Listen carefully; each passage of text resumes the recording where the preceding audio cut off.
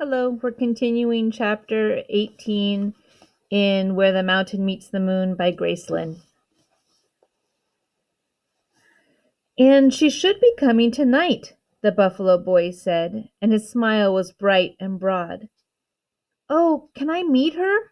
Minley said. It was funny how the buffalo boy's whole manner changed when he talked about her. His vaguely mocking attitude and tough expression washed away, and he lit up like a lantern. She was glad the boy had someone in his life other than the buffalo. The boy looked troubled. She's really shy around other people, he said, and I think she's afraid if anyone sees her, her family might find out that she stops here instead of going straight to her grandfather's. They're really strict with her. I won't bother her then, Minley said. Do you want me to leave? No, you can just stay with the buffalo, he said. She told me last time that this visit would have to be fast anyway. She was behind on her work, so they will expect her back quickly. Work? Minley asked. What does she do? She weaves and spins thread, the boy said. That's what she brings to her grandfather when she visits. Thread that she spins. Hey, I know. I'll ask her how you can see the king. She'll know. How will a weaving girl know about the king? Minley asked. Does she live in the inner city? No, she lives far away, the boy said vaguely, but she knows a lot of things. Minley shrugged. It didn't seem likely to her that a friend of the buffalo boy would know how she could see the king, but as she didn't have any ideas of her own, she would hope. Chapter 19. Minley started awake as she heard the scraping of the door against the dirt. The moonlight streamed in from the window, lighting the bare hut. The boy had given her his pile of grass to sleep on and joined the buffalo, using some of its grass as a pillow. But as the buffalo snored loudly, Minley could see the bowl-shaped hollow in the hay was empty. I wonder where he went, Minley said, and she found herself thinking of Ma and the dragon all waiting for her. Suddenly the room seemed to ache with loneliness. The boy must be meeting his friend, Minley realized, and, unable to control her curiosity, she crept to the window to peek. Yes, the friend was there. Minley was startled when she saw her. Even with the buffalo boy blocking most of her view, Minley could see his friend was beautiful, even more beautiful than he had described her. She seemed to glow like a pearl in the moonlight, and her deep blue silk dress seemed to be the same color as the sky. The bag she held in her graceful hand seemed to be made out of the same silk, but the silver thread embroidered on it made it look as if it were made from a piece of the star-scattered sky. Everything about her seemed finer and more delicate than the average person. There was definitely something unusual about the buffalo boy's friend. Minley watched her laugh and then listened intently as the buffalo boy spoke.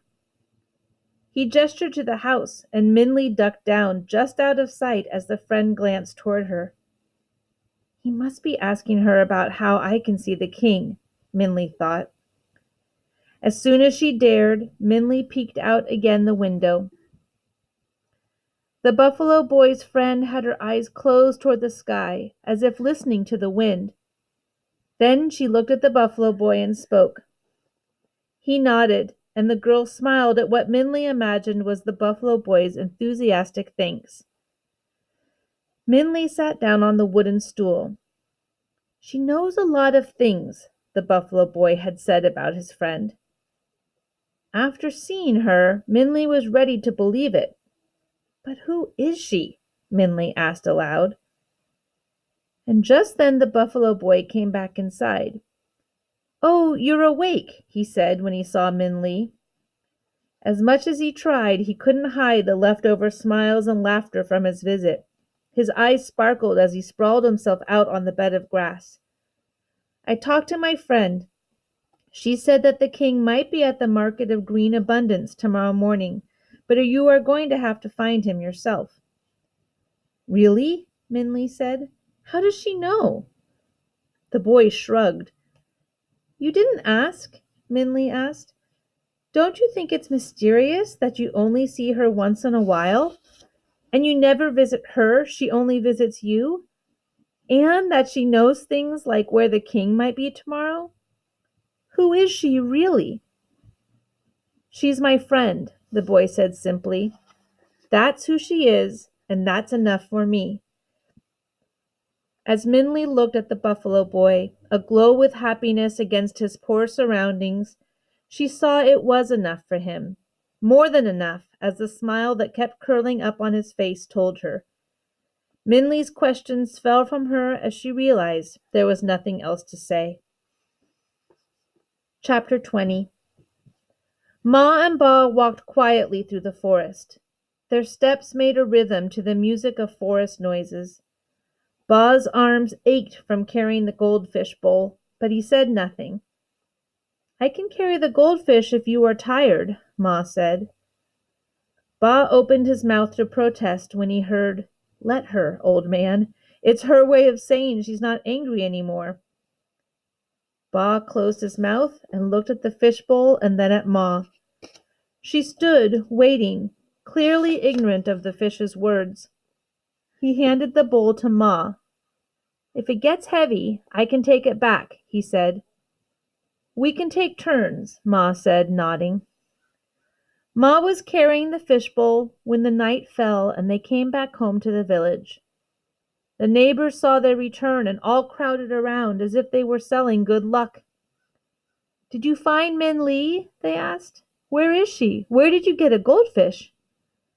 Both Ma and Ba shook their heads over and over again. No, they said. We didn't find her. We don't know where she is. The goldfish is from the goldfish peddler. We followed his footprints, thinking they were Min Lee's. And we decided, Ba finally said, to come back and wait. After she finds Never-Ending Mountain, Min Lee will come home. Wait for her, one of the neighbors said. How can you let your daughter search for Never-Ending Mountain? You are just as lost as her. We tried to find her, but now we do not know where to look.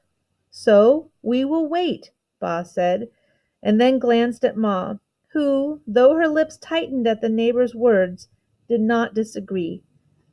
We trust Min Lee. She will come home. And then Ma and Ba went into their house, leaving the sea of shaking heads behind them.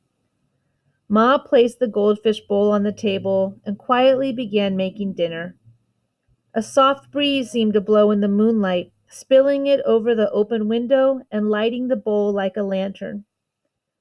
Ba looked at Ma cautiously. Her face looked weary, but the gentle wind that rippled the bowl's water seemed to smooth the creases of her face. And when the cloud-white rice was finished, Ma took her chopsticks and fed the fish from her bowl.